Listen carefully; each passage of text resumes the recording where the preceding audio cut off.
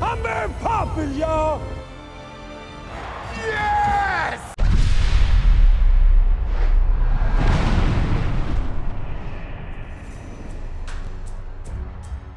The Marvel Cinematic Universe has delivered some great moments over the last decade. Some of them have been recreations of classic comic storylines. Others have just been epic set pieces with amazing stunts and visuals. Then there have been some great scenes planted in the middle of all that action. With an interconnected and ever-evolving shared universe, there have been more than a few moments that fans have returned to over and over again. Without further ado, let's look back at some of the most rewatchable moments in the MCU.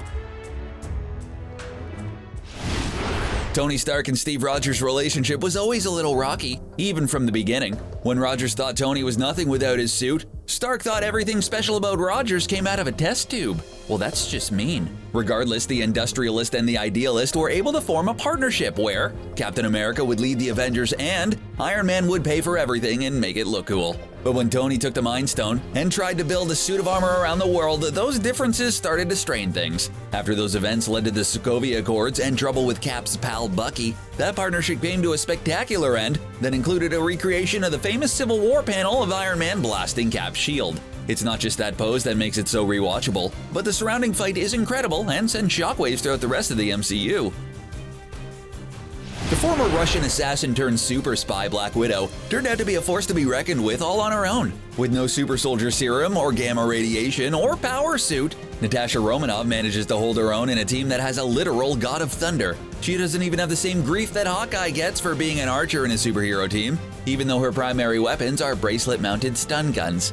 She loaded a pistol to fight off aliens next to a guy who face-punched a space leviathan. Part of that is being Scarlett Johansson. The other part is her kinetic and gymnastic fight sequences. In the first Avengers movie, we got a glimpse of the folly in underestimating Black Widow when she interrogates Russian mobsters while tied to a chair, and kicks their butts, still tied to the chair. Awesome! The final showdown with Cap and Bucky against Iron Man wasn't the only marquee piece of Captain America Civil War. While it was technically a Captain America movie, it really was all hands on deck. Except Thor and the Hulk, who were off doing their own thing. But then there were other takers who kept their seat warm. Team Iron Man filled its ranks with the use of the heir to the throne of Wakanda and its sworn protector T'Challa, the Black Panther, and a kid from Queens who got bitten by a certain radioactive spider. All our spider bites give us are welts. Painful welts. On Team Cap, they found a variable-sized hero in Scott Lang and his Ant-Man suit. He didn't get to pick the name. These teams met at an airport in Saxony to hash out their differences. We had old favorites and new heroes clashing on the tarmac with too many cool moments to list. Shared universes are all the rage now. Over at the Distinguished Competition, they're putting together the DC Extended Universe. Godzilla and King Kong are scheduled to square off in the next few years. Even Universal thought about getting into the shared universe game with their horror titles like The Mummy and Frankenstein. It didn't work out. Not all shared universes can be Marvel, though. Sure, they've had crossovers like Aliens vs. Predator, but it wasn't until Nick Fury showed up in Tony Stark's study when the modern shared universe came to life. Iron Man was the first hero to burst onto the screen, and he did it in a makeshift suit of armor that was not only cool, but it looked a lot like the Mark I armor. It was an awesome sequence that set the tone for the MCU going forward, so much that the sound of Tony's hammering begins and ends the Infinity Saga.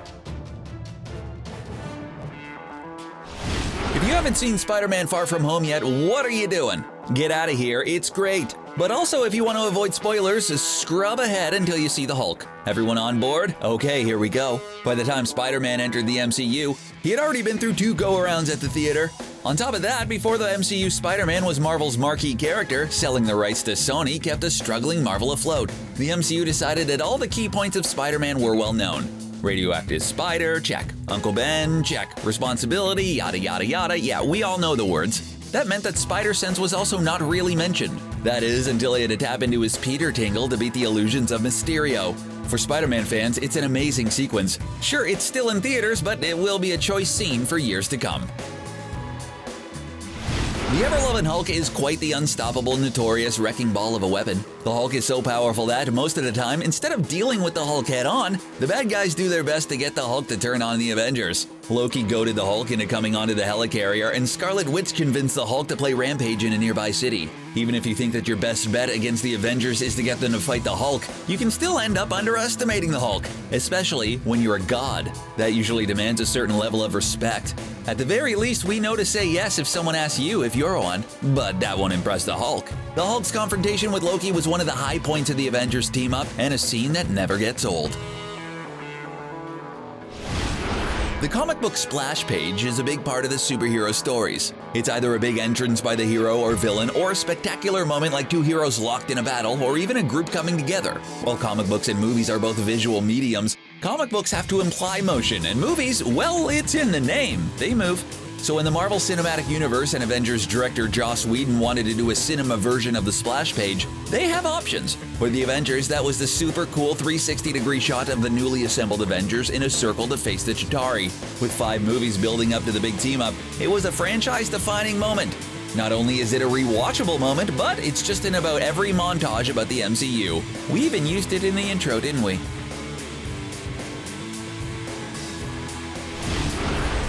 The superhero stock in trade is generally punching bad guys or blasting bad guys or hitting bad guys with a shield. In general, hurting bad guys before they hurt more people. Sure, the good guys will often try to reason with the bad guy or avoid having to fight the bad guy or simply contain the bad guy, but generally speaking, someone is getting smashed. Sometimes the hero is completely outmatched and they have to outsmart the villain. This is especially satisfying when the hero in question is a fly-by-the-seat-of-his-pants type guy. That was exactly the case when Star-Lord started a dance-off with Ronan the Accuser. It was such a contrast. The super serious Ronan and the pop culture of the 80s obsessed Quill. It was a character-defining moment we could watch again and again. And we have. While no one would describe Peter Quill as the smartest character in the MCU, there are no shortage of super smart characters filling the ranks. There are some scientific geniuses like Bruce Banner, Hank Pym, Tony Stark, Shuri, and Stephen Strange. While most of the geniuses have taken the science route to superhero stardom, Strange took a less traditional path. Even though the Marvel Cinematic Universe takes a scientific approach to the world of magic, it's all magic to us. That has put him in the path of something that the heroes of the MCU haven't faced. A nearly omnipotent being from its own dimension that can squish heroes with little thought. It's the kind of threat you're not going to overpower, so Doctor Strange came to bargain. Using the Time Stone to create a time loop, Strange put Dormammu in a situation where he had to make a deal with Doctor Strange or just kill him for eternity. Ooh, gross. Black Panther was a big movie for Marvel, not just because of the box office records. Marvel has a lot of those. Take that, James Cameron. Now you only have the second and third highest grossing movies of all time. How does that feel, huh? Probably pretty great still. We bet it feels pretty great. And it wasn't just the Oscar nomination that was cool either for Black Panther. Black Panther opened up the land of Wakanda, one of the most important elements of Marvel Comics, along with its king and protector T'Challa. But while it's good to be king, it's not easy. Despite their numerous advancements, they have a pretty old school way of picking leaders, by a challenge on a waterfall. When Eric Killmonger sought to challenge for the throne, we got an amazing fight between the two would-be kings, all without any superpowers. Spider-Man has the worst luck when it comes to mentors, teachers, and responsible adults in general. Just about the only one that he can rely on is Aunt May. Ah, Aunt May. The rest either end up dead or trying to kill Peter in one way or another. It's a rough life. In Peter's first solo movie, he was trying to find a balance between a normal team life and that superhero life. This meant trying to stop the crazy-looking guy in the big bird suit and getting a date for homecoming. Those two stories collided when his date's dad turned out to be Adrian Toombes, the Vulture. To make matters worse, Toombes slowly figures out who Peter is. And you thought your ride to homecoming was awkward. It's not just comic book fans that watch that scene, it's become a scene that other filmmakers look at too, for dramatic tension.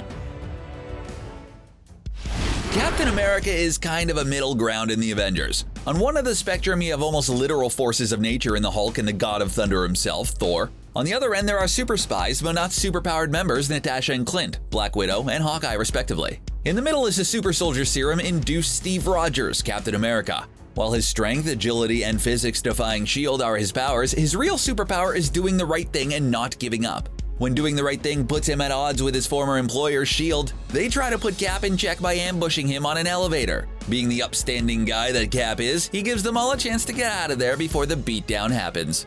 They should have taken the offer. For any normal movie, that fight in the elevator would have been the best part, but Captain America the Winter Soldier was no ordinary movie. It was about to launch a pair of TV directors from cult shows like Community and Arrested Development to one of the biggest movies of all time. What could outshine that intense elevator fight? How about a street fight where the Winter Soldier tries to assassinate Nick Fury while Captain America, Falcon, and Black Widow try to stop him? While the superhero fights are generally heavy on spectacle and effects, the freeway fight blended traditional stunt work and fight choreography with practical and digital effects to create a breathtaking showdown between Team Cap and his former friend Bucky Barnes, the Winter Soldier. In a shared universe with epic space battles and superpowered showdowns, it still stands out as one of the most rewatchable fights in the MCU. Thor is the big hammer swinger of the Avengers. He has power on par with the ever-loving Hulk, but the mental faculties of a grown adult. Well, teenager maybe. A 1,500-year-old teenager with a lightning-powered hammer. For those role players out there, he's the tank, the damage dealer who can take a hit. Unfortunately for Thor, he started taking a lot of hits all throughout the Infinity Saga. He's been banished, he lost his mother, girlfriend, and father, was betrayed by his brother, then lost his brother. His sister broke his favorite thing that destroyed his homeland, and then Thanos came along. He was understandably upset when he went to Nidavellir to get Stormbreaker. What better place to take out all that frustration out than an MCU horde of faceless monsters invading Wakanda? In a universe with great entrances, it was watchably epic. Even Bruce Banner was impressed. Superheroes save the day. That's generally what makes them superheroes. That and the costume. You gotta have a cool costume. Sure, we want to see our superheroes struggle, but do we ever want to see them lose?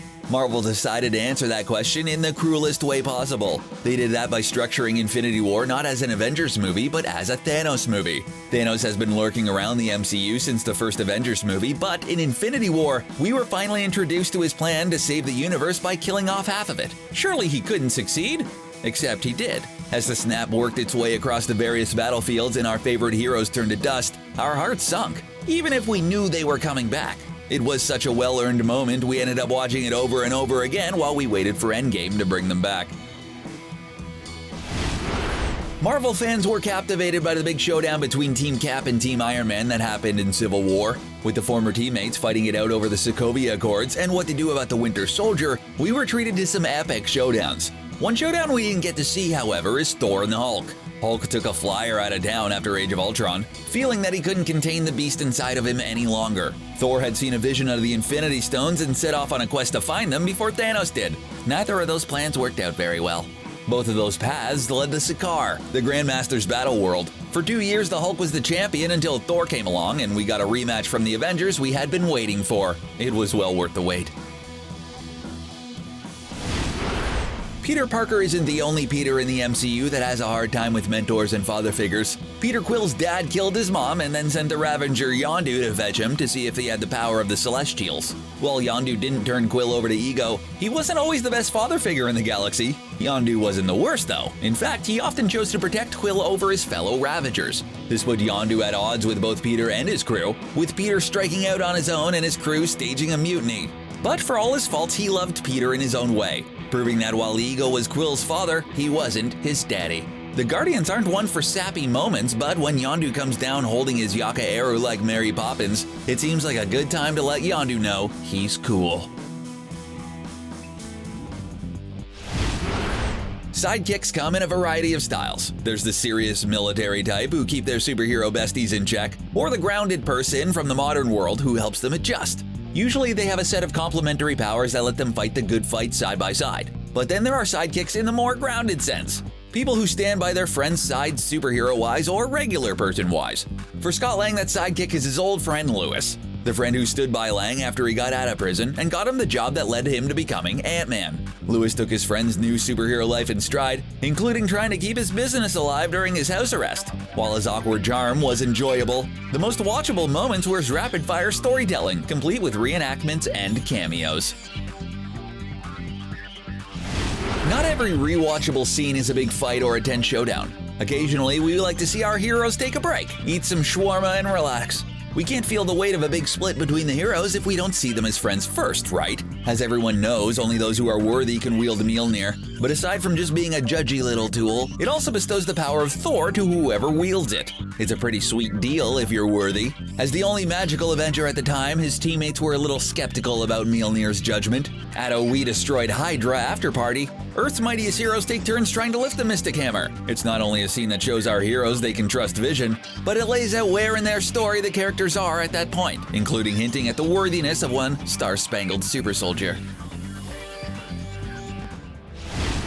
It took 11 years and over 20 films to create the biggest build-up to a fight that the movies has ever seen. It's easy to get caught up in the fan service, or the effects, or the box office records, but the sheer scope of the final battle in Endgame is something that has never been attempted in movies. Sure, there have been franchises, but James Bond has managed 26 films since 1962, with only a loose thread. Since Tony Stark burst out of a cave in 2008, Marvel has built a cinematic universe that includes characters from Spider-Man to Doctor Strange and Rocket Raccoon, and then built a growing menace in that universe with Thanos, who goes and snaps half of them out of existence. That showdown was incredibly epic, and it has the box office record to show for it. Congratulations, MCU. Good job. Good job.